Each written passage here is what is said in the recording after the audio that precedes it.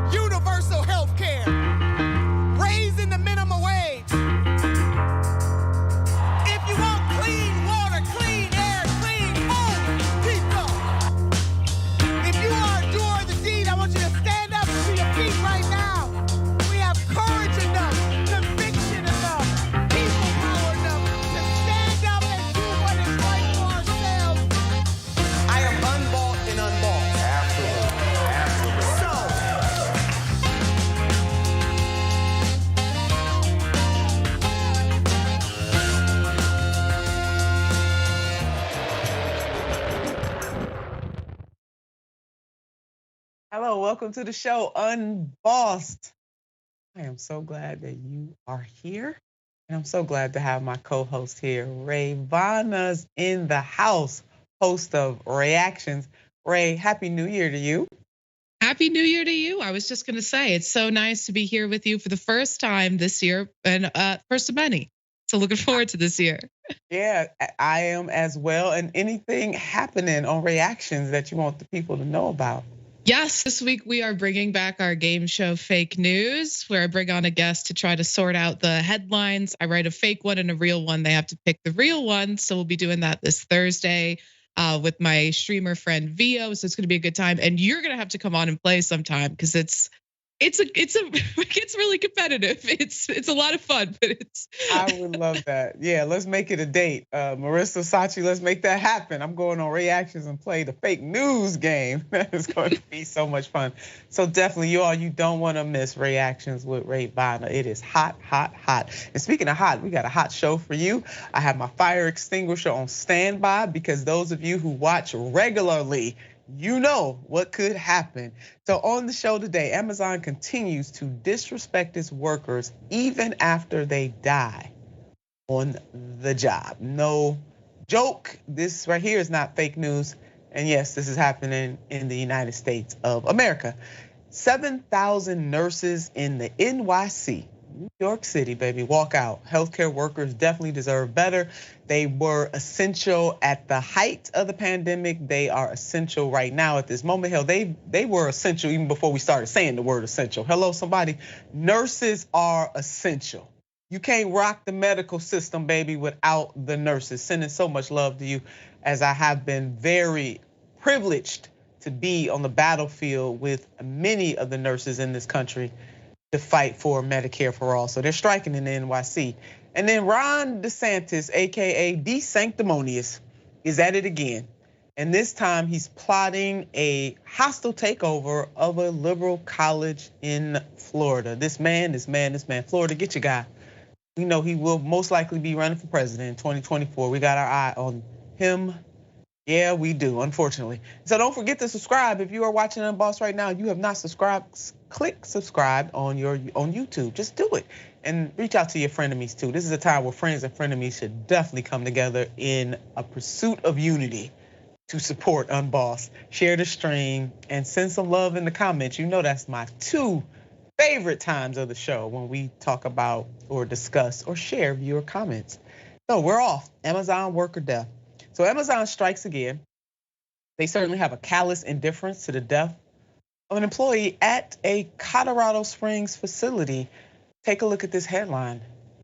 Lack of respect, outcry over Amazon employee's death on warehouse floor. And this reporting is coming from The Guardian. On the morning of 27 December or December 27th, 2022, at the Amazon Den 4 warehouse in Colorado Springs, Colorado, 61-year-old Rick Jacobs died on the job after experiencing a cardiac event right before a shift. And thank you, Michael at The Guardian. He holds it down on progressive articles and news, and we really appreciate you so much. Now, what happened next has angered his former colleagues. And many of these colleagues, all of the colleagues spoke. They wanted to be anonymous because they didn't want backlash. So here we go. Witnesses say a makeshift barrier around the deceased worker using large cardboard bins was used to block off the area on the outbound shipping deck where the incident occurred. And workers criticized the response and lack of transparency about the incident. Amazon denied boxes were used to cordon off the area, but said managers stood around to make sure no one came near for privacy and security. Again, this reporting is coming from Michael at The Guardian. Now, if in fact that is the case, there's nothing wrong with just trying to make sure no one, touches, their colleague or anything like that. But the workers there tell a totally different story from what the management has to say about what happened. Michael goes on. Now, according to employees, as the shift changed, they were not informed about what had happened to their colleague. So imagine driving up to your work site, you see, flashing lights, whether it's ambulance, firefighters, maybe police cars, and you walking into the facility and you're having a moment with yourself, like, what is going on? And the fact that according to employees, no one, not management, not a social worker, nobody was charged with being at the doors and letting employees know we just had an event. Maybe they didn't have to go into all the details, but we want everybody to stay cool, calm, and collected, and we'll fill you in as time goes on. There was none of that according to employees. So some employees go on as they shared their story with Michael. Finding out what happened after walking through there had me feel very uncomfortable, as there is a blatant disregard of human emotions at this facility. Management could have released those employees affected by offering voluntary time off so that they did not need to use their own time off. But nope, that did not happen. And again, anonymous employee sharing this story with Michael, and this employee is exactly right. If you put human concern and human emotion first, then that should automatically click that these workers who were working side by side with their colleague, they're traumatized from what they just saw and or heard, because it was a ripple effect, obviously. The next employee shared, no one should have been told to work alongside a dead body, particularly after witnessing it. Day shift comes in at 7 a.m. or 7:30 a.m. and we were never informed until we arrived to where it had occurred. No warnings before walking into the building, no on-site counselor, simply a flyer. Check this, you know what, I am gonna have to get my fire extinguisher. Simply a flyer put out days later informing us of how to receive mental health counseling. Days later. Ray, I just jump in now because I see you're ready. I mean, it's disturbing. It's also the idea that just this flyer giving them access or resources to connect to is going to make up for the further traumatization that Amazon caused them by making them work alongside their dead colleague is horrifying. But this is just another example in a too long list of examples of massive corporations putting profits over people. We see it all the time, and this is an extreme example, of course, but it's an everyday occurrence.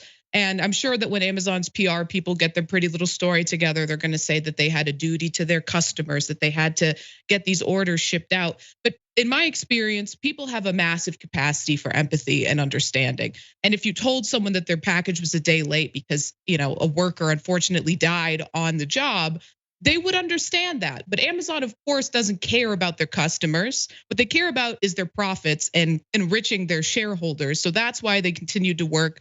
That's why they force their employees to work alongside their dead colleague who's still on the ground at the facility, just a little bit removed by a couple of cardboard boxes. It's truly horrifying. And I feel so deeply for these workers who had to go through that. And of course, for the family of the unfortunately deceased former Amazon employee. But I mean, at the end of the day, this is just profits over people over and over again. Yeah, disgustingly so. And it is night and day, because we're about to get into what Amazon had to say about the situation, but very traumatizing. And the recommendations that the employees are given in this interview make a whole lot of sense. So Amazon denies that any of their employees had to work alongside a dead body. Further, they cite privacy concerns for the deceased and his family. Legitimate to cite that, but how you handle that is vitally important for the deceased, for his family, and also for his colleagues, the people that he worked with on a regular basis, because they are in fact an extended family because they work together on a regular basis. So more comments from the employees at the facility. Instantly, I was pissed that we're all business as usual and there's a human being lying dead in the outbound area, and I have to hear about it in the break room, said the worker, who also requested to remain anonymous for fear of retaliation. Why is it that we are still working as usual when someone is dead downstairs? I was angry that they think that our lives don't matter, that they're going to sweep me out of the way to get a package out. Now, you know what? That Amazon employee is telling the daggone truth there. Really. I mean, just callous indifference. And as Ray laid out, I mean, most customers, look, America, instead of getting the package in 24 hours or 48 hours, hell, it may take 72. That's okay, ain't nobody, you're gonna live. But it does not make sense that the very people that make it possible for this new wiring we have to get the package in 24 seconds, God forbid we gotta wait 48 seconds. Once people know, they will have that compassion and empathy that Ray talked about. And these packages are not more important than dealing with the employee that just had the medical emergency and then dealing with his colleagues who are also traumatized with what just happened on the job. It is absolutely insane. Now, based on the reporting, there certainly appears to be a lack of respect for those who die and those who continue to work. Now, Amazon, the management tells a different story. $500, Alex, I'm going with the employees. And this is not the first time that something like this has happened at an Amazon facility. Let's check out this headline. Go back to work. Outcry over deaths on Amazon warehouse floor. Billy Foster died last month after a heart attack at work. The incident was just one in a series of recent accidents and fatalities. Now, this article is more than 3 years old, but we see a pattern happening at Amazon. So it's whether or not people have a cardiac event or they're just tired and exhausted. We know we've heard stories of the delivery personnel being too afraid, Ray, to go use the bathroom. So they have bottles and in their truck to relieve themselves versus going to the bathroom because they are too afraid. We've heard stories that people are too afraid to get a drink of damn water in the United States of America in the 21st century. So Ray, to me, a federal probe is in order as far as I'm concerned. Your thoughts on that? Oh, I absolutely agree. And here in Illinois, I think it was last year, there was an Amazon facility that was in the path of a tornado, and they didn't send their workers home. They didn't alert, because you can't have your phone on the floor with you as an Amazon employee. So they had no knowledge that this tornado was coming if they hadn't checked beforehand.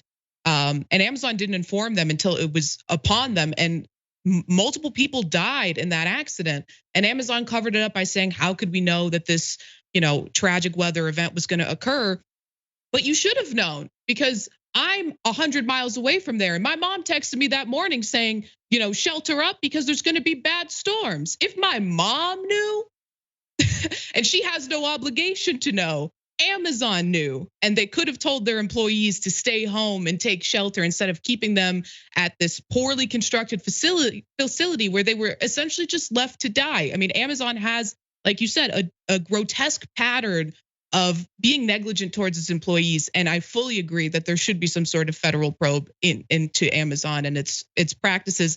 I mean, in regards to this and more broadly into the way that it treats its employees. Yeah, overall, and not just the feds, one level of government that can get involved because they can do something nationally, but also the states where this is happening, state authorities, the attorney general, local authorities. I mean, this is really something that all levels of government can participate in to protect their citizens from corporations that just flat out don't give a damn about the people who work there. Hello, somebody? Yeah, hello. We might do a poll or something, ask the question, if a horrific incident happened at an Amazon facility, would you be okay with getting your package 72 seconds later? Would you be all right? And if you're not all right, the hell with you, because then that means something is wrong with you. Local, county, state and federal authorities, listen up, get involved, and stop letting Amazon and other corporations take advantage of their employees this way. Amazon, we got our eye on you. We know you ain't going nowhere, but you need to be regulated like a mofo. All right, let's talk about the nurses, Ray. 7,000 New York City nurses walk out. New York nurses are on strike. Take a look.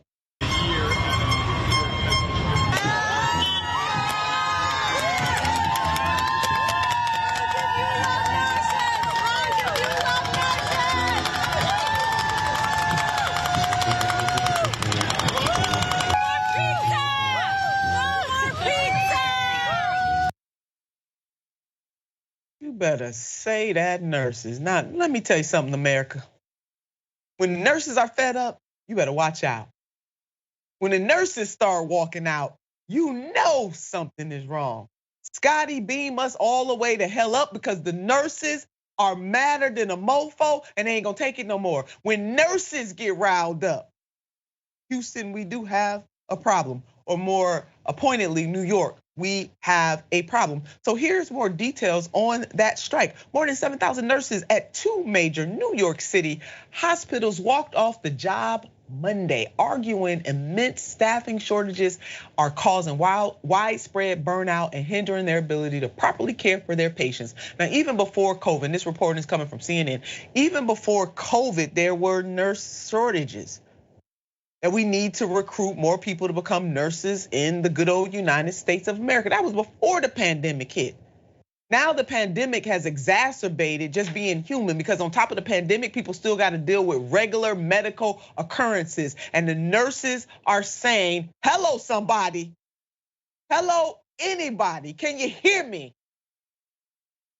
Obviously, they couldn't hear too well, so the nurses walked off the damn job. Let's see in further goes. The nurses say they are working long hours in unsafe conditions without enough pay.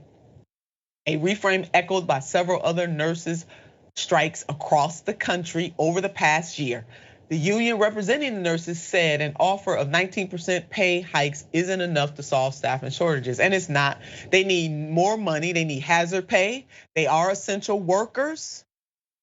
Let's look at what them CEOs making. And then hike up the nurses' salaries accordingly. Can we just do that? Nurses are on the front line of any medical system and they should not have to grovel for their pay. Give the ladies and the gentlemen and the people what they asking for. They want more money. And with inflation and everything else, the cost of living, all that stuff, they need more money. Now, it is an evergreen reminder that we may be done with the pandemic, but the pandemic is not done with us. Take a look at this headline. New variant is on the rise. Yes, the XBB.1.5, right? They running out of letters and numbers, is most transmissible, yet could fuel a COVID wave. Yes. Ladies and gentlemen and family and friends, we might be done with the pandemic. Pandemic is not done with us. It is still mutating, baby. Ray, so I'm with the nurses on this. You know, most of the time, like 99.9% of the time, I'm sure we would be with the nurses. It would be very rare not to be with the nurses. Yeah, absolutely. And I just want to say, in regards to COVID, I think a lot of people have started living their lives as if COVID isn't real anymore, despite the surge in the COVID numbers. But there's groups of people who don't have the luxury to do that, And I, work with disabled people. I'm disabled, so they're the first people that comes to mind. But of course, healthcare workers, nurses also don't have that luxury because they are going into work every day, understaffed, underpaid, dealing with the full force of what COVID is doing. And if you can believe it, that one time, like 3 years ago, that everyone went outside and clapped for the nurses didn't actually improve their working conditions or their pay, and it didn't improve the staffing shortages. So they're out there fighting for that still. 3 years, almost 3 years after COVID first started in this country. And of course they were dealing with these sorts of issues long before that. But the fact that nothing has really changed fundamentally in the conditions that these nurses are facing, while people are willing to preach that we need to support these essential workers, but are not actually willing to do anything to support those essential workers, I would say it's shocking, but in this country it isn't shocking, but it is disappointing. Very much so. The nurses always on the front line, whether we have this 100-year occurrence or not. And they definitely deserve, they are definitely, the work person is worth their hire, they're worth their money. In New York, you got to do better and all across the country. Now, as these nurses continue to fight for their rights, let it be known that the sick care industry we're saddled with still puts profits over people. Check out this headline. As nurses strike, hospital CEOs pocket millions. Yeah. Thank you for that, Matthew, letting us know from the lever. Hospitals receive $175 billion in COVID-related aid during the pandemic. Yeah, $175 billion with a B in COVID-related aid during the pandemic, helping to boost profit margins, but little of that. Let's bold it, underline it, put an exclamation point and a message in a bottle on a train. But little of that money trickled down to employees. At the end of September 2022, Montefiore was sitting on $1.3 billion in cash and investments, while Mount Sinai had $2.6 billion at the end of 2020. Thank you, Matthew, from the lever. Now, you know what? I am gonna throw some damn papers. Let me get through this. Let's put up this next, finish this out. Montefiore reported 199 million invested in, quote, limited partnerships, end quote, like hedge funds and private equity in 2020, according to tax filings reviewed by the lever. Mount Sinai reported 68 million in investments in Central America and the Caribbean. Typically, investments in this region are in tax shelters like the Cayman Islands. Let me tell you something, if they got money for that, then they got money to pay the nurses more money and other essential workers there that make up the entire ecosystem of the hospital. This is ridiculous, it is outrageous, it is immoral, it's untenable, and somebody going to hell. Let me get my fire extinguisher out. And they not gonna have a fire extinguisher in hell. They need to go straight there. Don't pass go, don't collect $200, just go straight to hell. Treating our nurses this way. Matthew goes on, these nonprofit hospitals, and nonprofit does not mean no profit.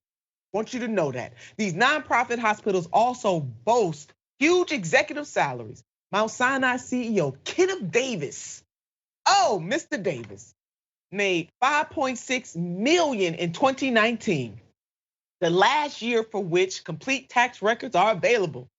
Montefiore CEO Philip Uza made $7.4 million in 2020 in the filings with the IRS. Mount Sinai disclosed that 15 executives made more than $1 million annually in 2019. Montefiore disclosed 10 in 2020, with all making more than $1.5 million. You know what? Thank you, Lever. These people going straight to hell. Give the nurses what they are asking for. They are always essential at all times. Ray, I just can't with these people. There's no reason, no excuse. In America, we should not tolerate nurses being treated this way. Yeah, sorry, go ahead. Go ahead, Ray. Yeah, I mean, you're absolutely right. I mean, jail's not enough. These executives need to go to hell, because what they're doing is it's beyond criminal, and it's inhumane, and the treatment of these nurses is truly horrifying. And I'll just say, I can't think of an industry that should be not based on a capitalist model, not profit driven, more than healthcare. And I think that about a lot of industries, but healthcare particularly. And we need only look to every other industrialized nation to know that this is not a system that works for the people. It doesn't work for the workers of these industries. It doesn't work for anybody except for the small number of people at the top who are filling their pockets while the people at the bottom are slaving away for almost nothing, or dying of preventable illnesses because they can't afford to get the care that's being offered at the prices it's being offered. It's a travesty. Ray, you said it. Amen to that. Stop commodifying healthcare or sick care in the United States of America. It is a public good, like water. All right? All right, we're gonna take a break. I got the fire extinguisher on standby, because baby, I am hot to trot after that. See you on the other side.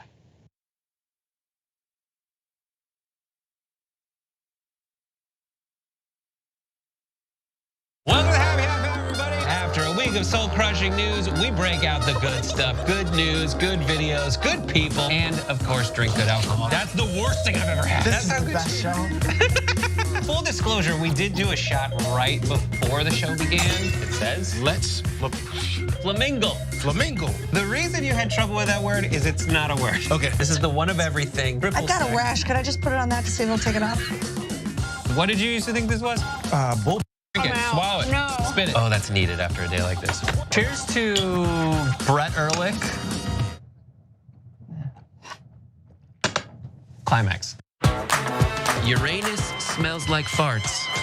Because of course it does. This is the worst sketch ever of a perp. But guess what, ladies and gentlemen?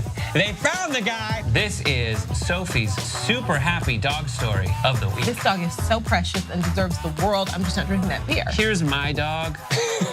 This is Onyx. Yeah, I would just say that he's exotic because he's not your traditional dog. Still 12 out of 10 because they're all good. Well, if that made you happy, just wait till you see the best thing ever of the week. There is a woman who moves like a horse. Why do I want to go home and like try this? We're actually gonna show you the running butthole challenge right now. What's happening? No, that's just wrong. Every way. And we'll see you next time. Hey Dave, as you can probably see, Skype froze.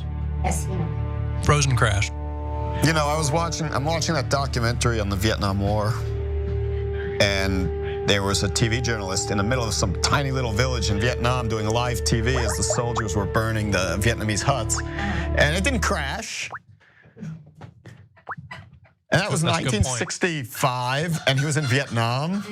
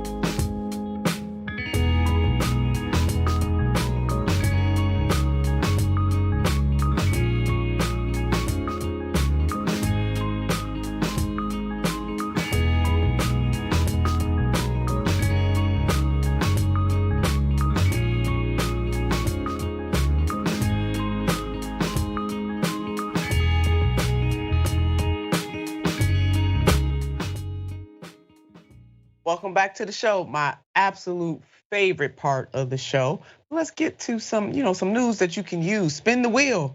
You're no longer just a viewer when you become a TYT member. You're a fighter, a leader, a change maker, and someone who believes wholeheartedly in bringing positive change in the world. So just go ahead, put your phone up there, get that Q code. Become an annual TYT member. Go to tyt.com/spin, or just go ahead and collect that Q code real quick. Why don't you do that? Get these prizes. You don't want to miss them. And the Biduation Room. Listen to the Biduation Room with Francesca Forentini on Apple Podcasts for a weekly caucus of progressive comics, activists, and thinkers. The Biduation Room will leave you with plenty to laugh about and give you ideas for action. It is something you don't want to miss. And coming up, deep dive with Jordan Ewell. Up next is the deep dive with Jordan Ewell starting at 5 p.m. Eastern /2 p.m. PT time on twitch.tv.tyt. All right, we are supporting one another. You definitely want to do that. And speaking of Twitch, here we go. We got some comments from our people on Twitch. Nerd says, Ray, we heart you forever. Oh, thank you. That is so sweet. We got C-Man, or who's Scarf Dragon? Who's Scarf Dragon? These dragon names are the absolute best. We need a 24/7 Nina channel. I'm with you, Scarf Dragon. But I would definitely have to put my stunt double to work too if we go 24/7. But thank you for that. And C-Man, I try my hardest to be here for the boss Turner. I donated, worked through Wolfpack, and almost traveled to Ohio for Senator Turner's campaign. Thank you, C-Man. You know I appreciate you. And you know what, we made a difference. We may not have won that seat, but that's okay. We really shook things up, and I appreciate you and so many other people who came from all across the country to be in the great state of Ohio, the 11th congressional district, both times to try to help me win that race. So I appreciate you, C-Man.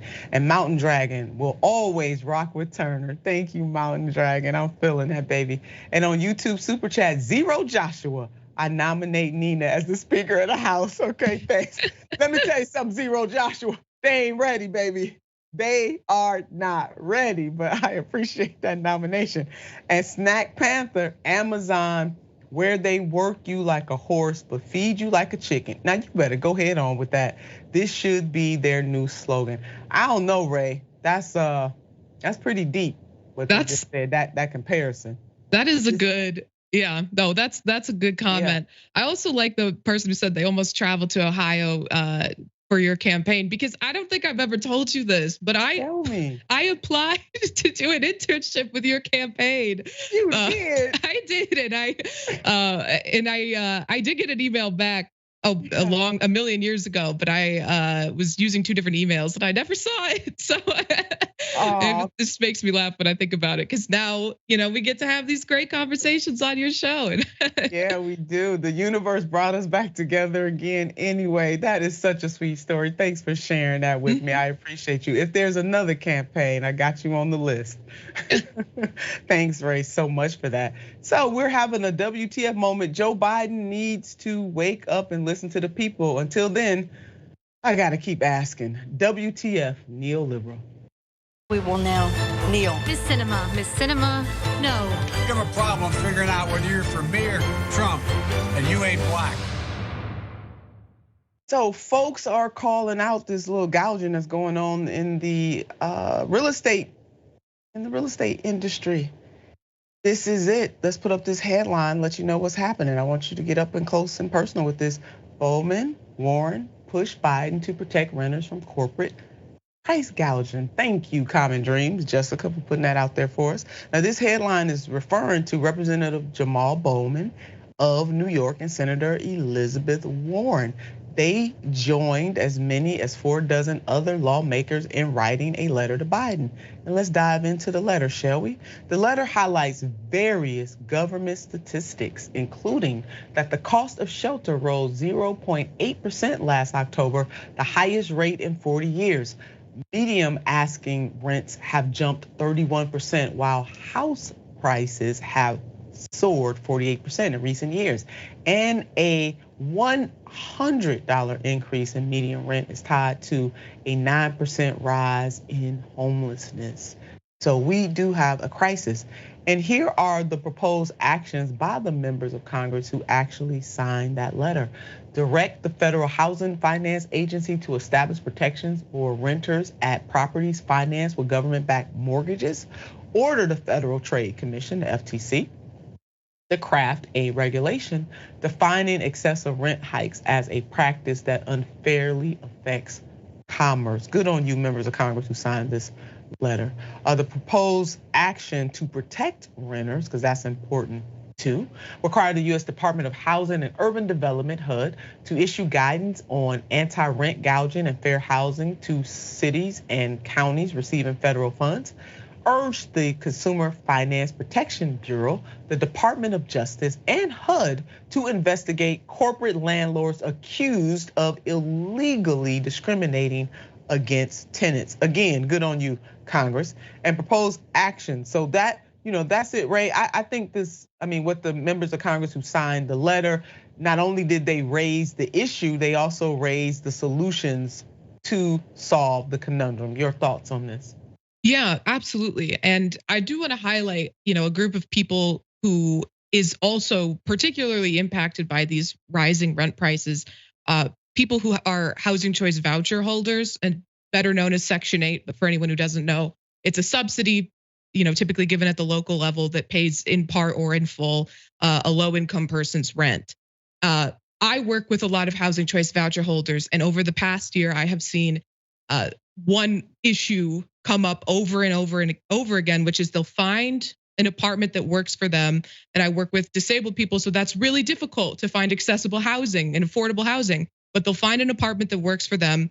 They'll go to the housing authority here in Chicago, and they'll be rejected by the housing authority because the housing authority will say that apartment costs too much, because they use a price index to determine what housing should cost in particular areas that's outdated and doesn't account for the massive price gouging by these property management companies or greedy, small-time landlords. So even people who are the recipients of these subsidies, who have this help in attaining housing, are still not being able to find housing because of this price gouging. Yeah, it's not enough. And the members went further. I left out two other proposed actions that I think you will appreciate, is activate the Federal Emergency Management Agency resources to help people experiencing homelessness, secure permanent, affordable housing, and provide long-term rental assistance. And then lastly, create a federal, and I love this one, create a federal interagency council on tenants' rights to identify actions that can be taken to support renters, coordinate policy implementation, and engage with underserved communities. And Ray, your point about the outdated price range, and it doesn't take a whole lot to figure out, recalculate that. And it is also based on region too, because the cost of living varies depending on where you live. So, $30,000 may work real well in the Midwest, but that will not work in the West, for example. So yeah, I totally agree with you. And now it shouldn't have taken a letter to the president, I don't think. Ray, I don't know how you feel about this, to do this. He should have done this the very first day in office. This should have been something that was on his list of things to do, because it is very clear that there are poverty pimps out there. There are people making profits. Obviously, we've seen it with this pandemic, and this profit is excessive and greed. They making money in a way that hurts other people, does not have a regard. So instead, corporate landlords have been allowed to thrive. And check out this data from 2021. The largest publicly traded property group in the United States saw their combined earnings surge more than 50% last year to nearly $5 billion. Government watchdog group Accountable.us found in a new analysis during that time, their top executives saw raises of more than 20%, the group calculated. So then that's coming from reporting from Money Watch. So these people are making more than enough money to do right by the tenants. And we should not be living in a country where corporations can just buy up, gobble up all of the property and then do what they want and put people who have to rent at a disadvantage. This is unpatriotic. You want to talk about being unpatriotic? This is unpatriotic. And I want to say, just go ahead and it's un-American and it's wrong. It's immoral as hell. Federal government, get in there. What you waiting for? Jesus, Mary, and Joseph. That's who I'm calling on over this. So that's part one of WTF Neoliberal. We got a part two for you today because you asked for this. Governor Kathy Hochul. So moving forward in our list, we got this one. Hochul personally lobbying New York Dems as she tries to secure Hector LaSalle as top judge. That's right. Hochul is making it personal, personally lobbying. Governor Kathy Hochul is personally lobbying key Democratic senators to back her controversial nominee of Judge Hector LaSalle for top New York jurist, warning at least one she will remember who was with her. Now let's keep that up. Let's go and keep that up. Because see, this is really how politics works most of the time. Somebody is keeping score. They're not gonna say that out loud, but I'm glad she said the quiet part out loud. Hey, I'm keeping track who with me on this and who is not. And you know what that means? There'll be repercussions and consequences if you don't roll with me. This is what the governor of the state of New York, Jumaane Williams would have been a better governor, but that ship has sailed. Now that's right, she's making it personal. So who is this judge that she wants to see have the seat? Let's put up his picture. There he is, there's the judge, looking nicely robed and everything, ain't nothing wrong with that. What makes this nomination so different? While top court nominations typically sail through the state Senate, LaSalle quickly drew opposition. Some progressive activists, union officials, and Democratic senators claim his judicial record is anti-abortion, anti-labor, and anti-due process. Now, if all of these things are true, then it should raise a red flag, and it did for these various groups. But don't forget, the governor said, like Santa Claus, I got a list. I'm checking it twice. I'm gonna find out who's naughty and nice. And naughty means challenging me. Ain't that some stuff? And she better be glad I'm not in the New York State Senate. We be doing the dance. So therefore, some liberal lawmakers who claim he's too conservative and would tilt the state's top court too far to the right. That is their concerns. Therefore, Governor Kathy Hochul and her staff are desperately trying to salvage her choice of LaSalle as he battles intense opposition from lefty polls who could succeed in making her the first ever governor to have her judicial pick to lead the state's highest court rejected. Who cares? Right is right, is wrong is wrong. And hell, if she wrong and this nominee is wrong, according to the more progressive side and the labor unions and other activists, she ought to take another look and at least entertain their concerns. Ray, your thoughts? Yeah, so LaSalle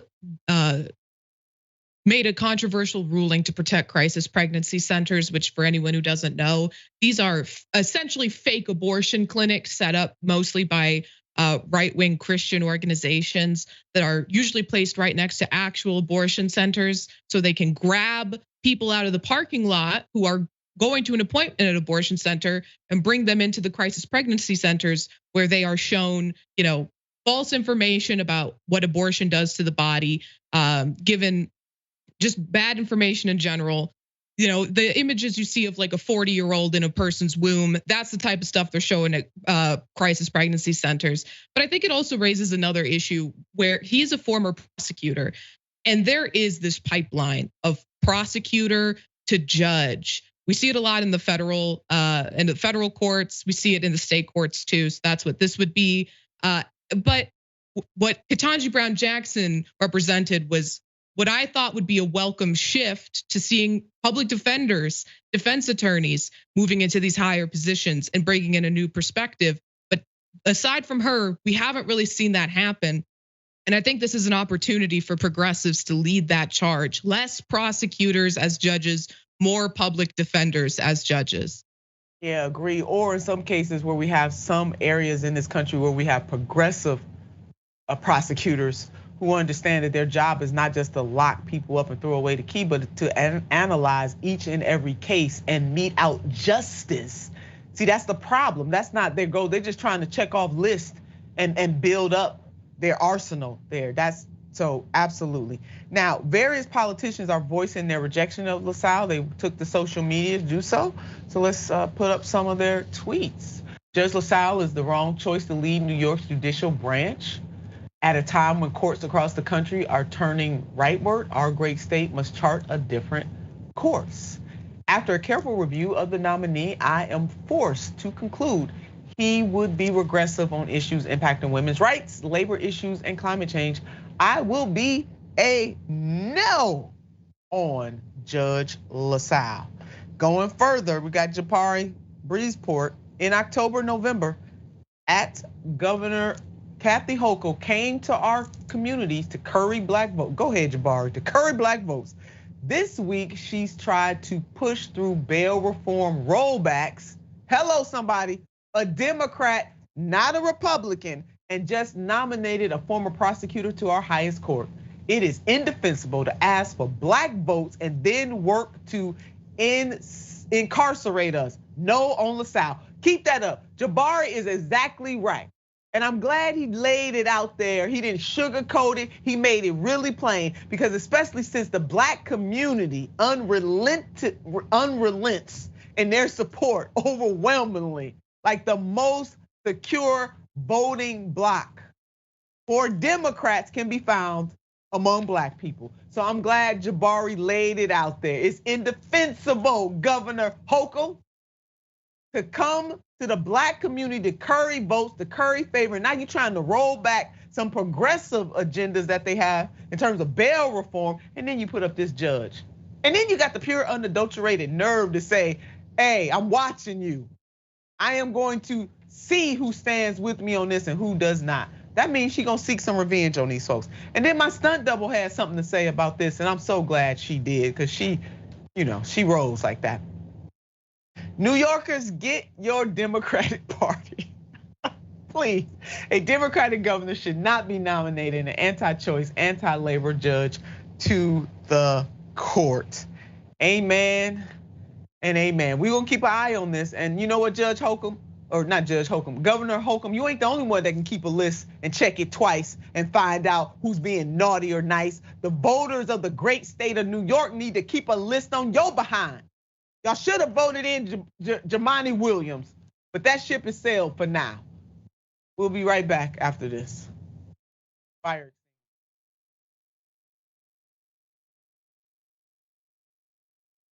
We're very honest that we're progressives. We call the Young Turks home of progressives, and we support progressive candidates. There has been this reemergence of political activism, especially among young people. This weekend was the second Women's March, both across the US and across the world. So these people are not simply marching, they're not simply talking, they're also running for office. And when they do run, they're gonna make a difference. Joe Crowley is congressman from New York. He's very powerful. Why? He raised a lot of money. But there's someone finally challenging him. We need to have representation that advocates as fiercely for working class people as possible from this seat. If candidates like Alexandria Ocasio-Cortez even get a little bit of media attention outside of what the Young Turks does, they have an excellent chance of winning. She's gonna win, she's gonna win. 68% reporting. The majority of Americans want Medicare for all. So I don't care what you and your corporate cronies want. What I care about is what the American people want. We believe in total change. Everything runs on donor money. And that is what we will fight, and that is exactly why they don't like us. We're having fun, it's election night! Alexandria Ocasio-Cortez has defeated Joe Crowley. Here we go again! Ladies and gentlemen, we got him. Down goes Crowley! Down goes Crowley! Down goes Manafort! Down goes Cohen! Populist left wing with a gigantic victory in Mexico. Senator Gillibrand, you have made a pledge to no longer accept corporate PAC money. Women came out in record numbers in the primaries. They said, you'll be lucky to get one candidate. We now have 12 that have won their primaries. Bezos and Amazon announcing that they are going to go to a 15-hour minimum wage. We're making progress. Let's keep going. Many of these women made history. The biggest victories, all women of color. Rashida Tlaib and Ilhan Omar, Sharice Davids and Deb Haaland. For a long time, we have not had progressives in power. It's going to be something to behold. Welcome to Happy Hour, everybody. After a week of soul-crushing news, we break out the good stuff. Good news, good videos, good people, and of course, drink good alcohol. That's the worst thing I've ever had. This is the best show. Full disclosure, we did do a shot right before the show began. It says, Let's flamingo. Flamingo. The reason you had trouble with that word is it's not a word. Okay. This is the one of everything. I've got a rash. Could I just put it on that to see if it'll take it off? What did you used to think this was? Bull. Drink it, swallow it, No. spit it. Oh, that's needed after a day like this. Cheers to Brett Ehrlich. Climax. Uranus smells like farts. Because of course it does. This is the worst sketch ever of a perp. But guess what, ladies and gentlemen? They found the guy. This is Sophie's super happy dog story of the week. This dog is so precious and deserves the world. I'm just not drinking that beer. Here's my dog. This is Onyx. Yeah, I would just say that he's exotic because he's not your traditional dog. Still 12 out of 10 because they're all good. Well, if that made you happy, just wait till you see the best thing ever of the week. There is a woman who moves like a horse. Why do I want to go home and like try this? We're actually going to show you the running butthole challenge right now. What's happening? No, that's just wrong in every way. And we'll see you next time. The rest of the news media says you should not fight for positive change. If you do, you're not really a reporter or a journalist, because reporters and journalists don't care what happens. I don't agree. That's not written anywhere. That's not a law. It's just a rule that they invented so that reporters didn't actually challenge the people that are in power. Well, we don't agree with that. We think we should challenge the people in power, that actually makes you a better journalist, not a worse one.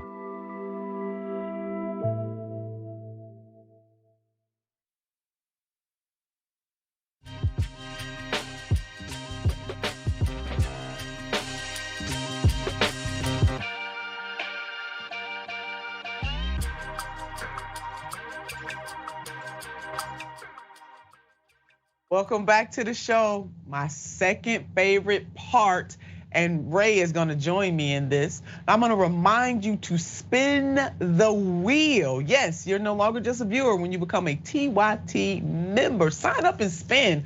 Sign up for an annual membership to TYT and spin the wheel for an exciting prize. How to participate? Become an annual TYT member at tyt.com/spin. Spin the wheel when you get your membership confirmation email. Land on a prize and wait for the delivery via mail. Or you just go ahead and put that smartphone up to that Q code, baby, and get it done right then and there. So come on, sign up, help us out. All right, now to the ultimate part of the show, part 2. Ray, what are the people saying? Yeah, so over on Twitch, Gomez420 said, my queen Nina, I have bent the knee. You've got some loyal subjects over there on Twitch. Oh, so sweet. And then on YouTube, Panic Boo said, love Nina and Ray, woot woot. Woot woot. And Michael said, Hochul would probably rather consult her investment advisor. Couldn't agree more with that. Yes, so true. Well, all right. Oh, go right ahead, Ray. I was just gonna say, all right, that's all we've got so far in the comments. All right, we appreciate all of you for tuning in and all the support that you give to our show, Unbossed, and to the TYT network. We certainly would not be able to do what we do without you, and we cannot thank you enough. I am big on saying thank you, so you're gonna hear that from me every single day that I am hosting this show. I will be thanking you. It definitely takes teamwork to make the dream work. Sorry, I gotta go from that to a nightmare. DeSantis College Board appointee. Florida, come get your governor. Governor Ron DeSantis, AKA DeSanctimonious, is at it again. This time plotting a hostile takeover of New College of Florida. How is he doing this? So glad you asked. By appointing well-known right-wing anti-civil rights activist Chris Rufo. Let's go ahead and put this up. I'm proud to announce that Governor Ron DeSantis has appointed me to the Board of Trustees of the New College of Florida. My ambition is to help the new board majority transform New College into a classical liberal arts institution. We are recapturing higher education. What the hell does that mean? I didn't know higher education needed to be recaptured. I didn't know it was out loose. But according to this man, it needs to be recaptured. Now here's a peek at Chris's website to give you an idea who he is, because I just want you to know, we want you to know. I'm Christopher. I'm a writer, filmmaker, and activist challenging critical race theory and gender ideology in American institutions. Chris, not quite, well, no, I am very sure what the hell that means, but that's Chris, ladies and gentlemen, family and friends. And Rufo is known for his attacks on CRT, and that's critical race theory, and spreading the groomer slur against gay and trans people. Rufo is a senior fellow at the conservative Manhattan Institute, and it spent years attempting to inject bigotry and incorrect information into mainstream discourses about gay and trans people, drag queens, and the academic discipline known as critical race theory. Rufo is also a frequent guest on Fox News, including on Tucker Carlson's primetime show that is coming from Media Matters. So this is really dangerous for the students at the university. Let's go further with this. Rufo has long wanted to exert conservative control over educational policy, calling teachers, quote, political predators, end quote. Oh, I sigh deeply. Under a pretext of curriculum transparency, now with a new formal appointment, he's positioned to threaten the safety and well-being of Black and LGBTQ plus students at New College of Florida, a public liberal arts school with a reportedly significant gay and trans population. This reporting is coming from John from Media Matters. And the kicker is, are y'all ready for this? Well, let's go one more. Not only is Chris extremely anti-LGBTQ plus, but frequently attacks CRT. As nationwide protests erupted in the summer of 2020 following the police murder of George Floyd in a Minneapolis suburb, Rufo began writing about Black Lives Matter with the goal of discrediting the movement. The man has a problem, and guess what the kicker is? See, I was trying to jump straight to the kicker. The kicker is the dude does not even live in Florida. Yeah, the dude. When I call people dude, that is not good. I'm trying to contain myself. I want you to pick up on the pattern, pick up on my buzzwords, the dude. In 2020 alone, Rufo appeared 62 times on Tucker Carlson's show and mentioned CRT nearly 4,000 times. The man is a grifter. However, Rufo has admitted that he doesn't know anything about what CRT actually is and isn't interested in learning about it. But the governor of the great state of Florida put this fool on the board. Florida professors have no doubt been impacted by Governor DeSantis. No doubt about that over and over again. Let's go ahead and put this graphic up. Muzzled by DeSantis, critical race theory professors cancel courses or modify their teaching. As fewer faculty members are protected by tenure, they're finding it harder to resist laws that ban certain racial topics. Their students suffer the consequences. You got doggone right, their students suffer the consequences. And we as a society are gonna suffer the consequences too. Because this man is a big baby. And he don't want to talk about anything that exposes the bad and the ugly about America. No, baby, only the good. Now you know there's bad and ugly.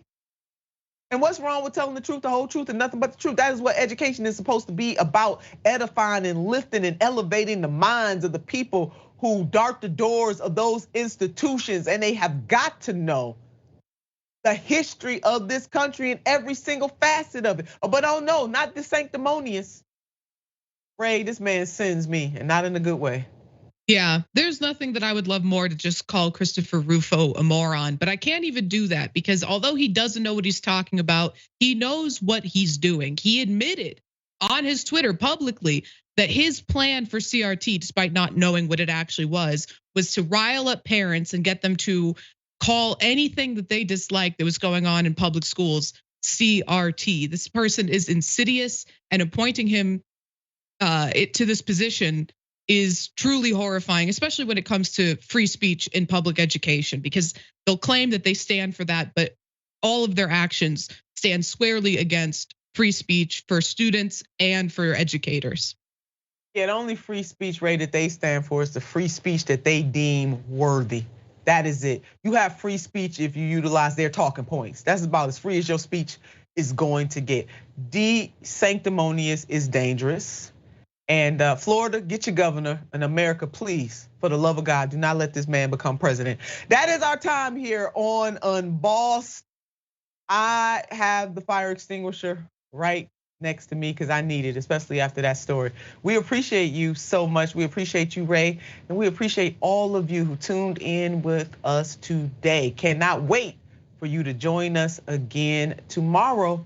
Now, you know what I want you to do about this time. I want you to keep the faith.